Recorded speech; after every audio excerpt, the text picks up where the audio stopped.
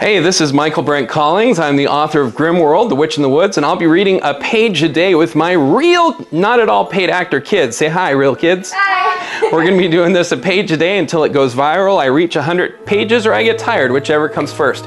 So please don't forget to share, like, comment, all that stuff, and help us go viral for GRIMMWORLD, The Witch in the Woods, which releases March 5th, 2024. I'm lost, said Willow.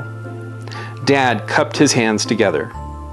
The theory is that the universe started as a singularity, a single point in space-time.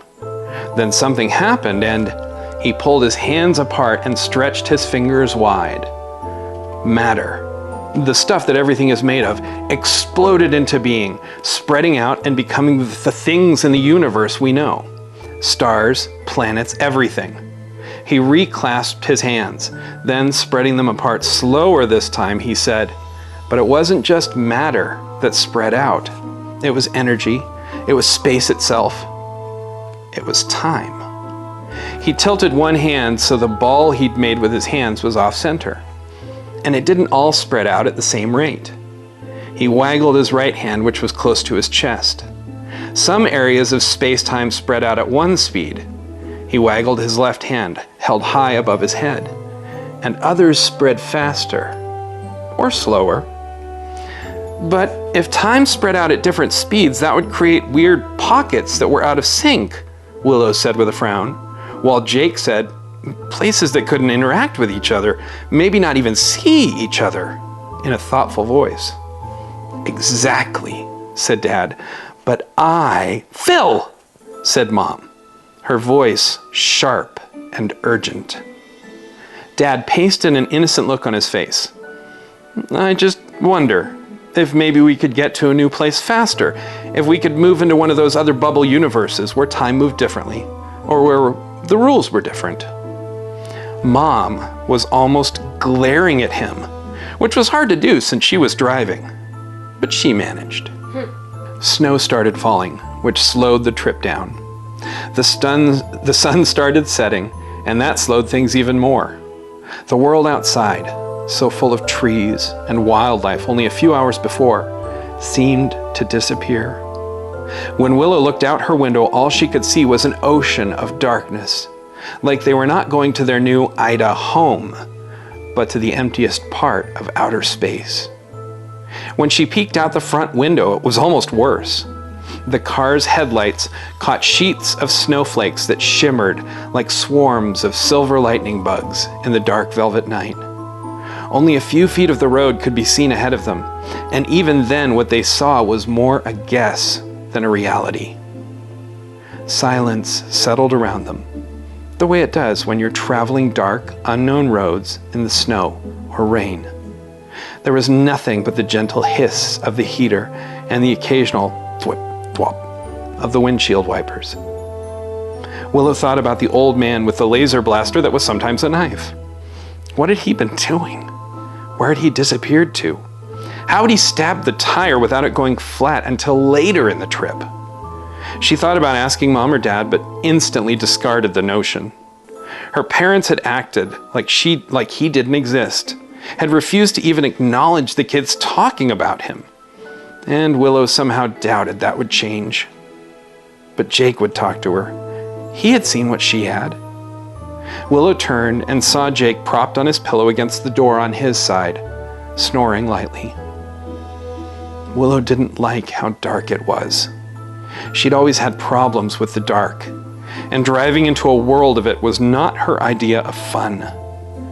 She didn't want to sit there and be afraid for the rest of the ride, so she leaned against her door and closed her eyes.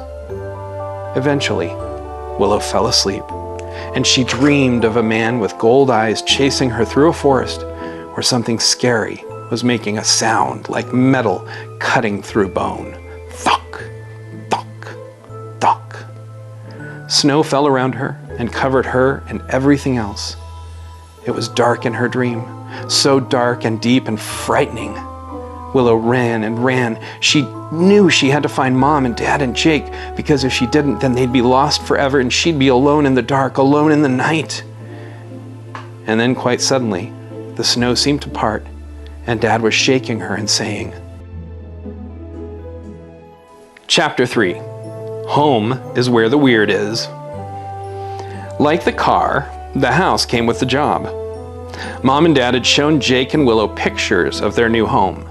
A white two-story house on a street lined with identical white two-story houses.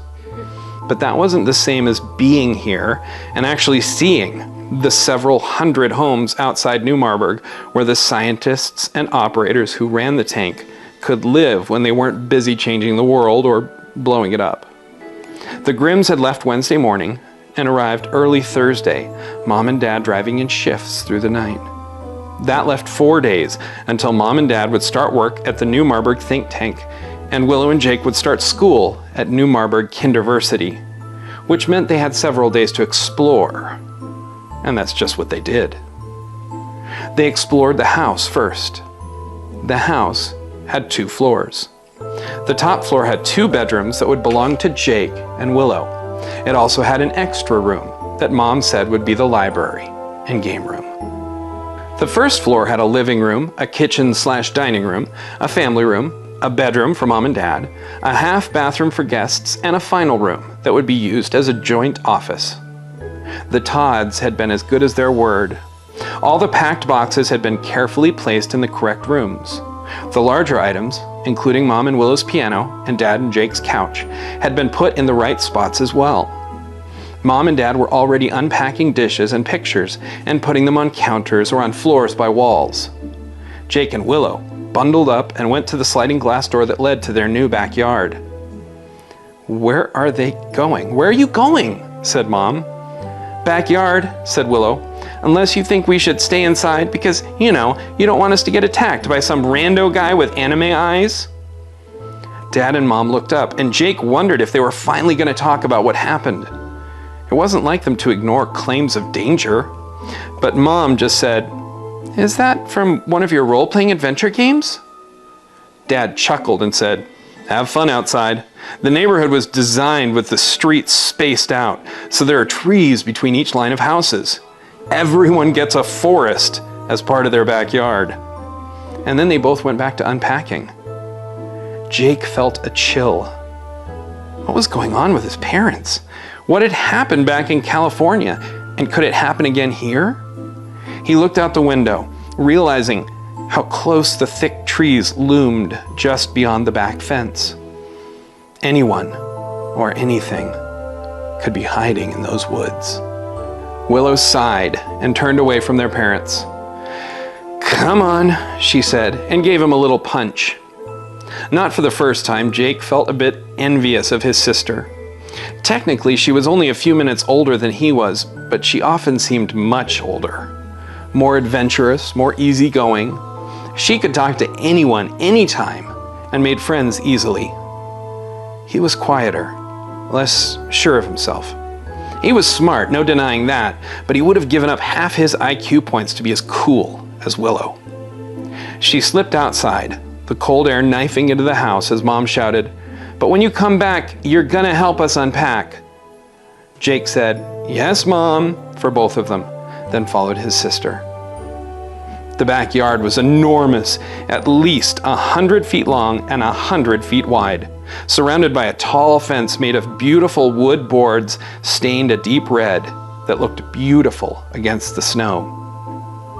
Jake pointed at a small structure in the back right corner of the yard. "What do you think that's for?"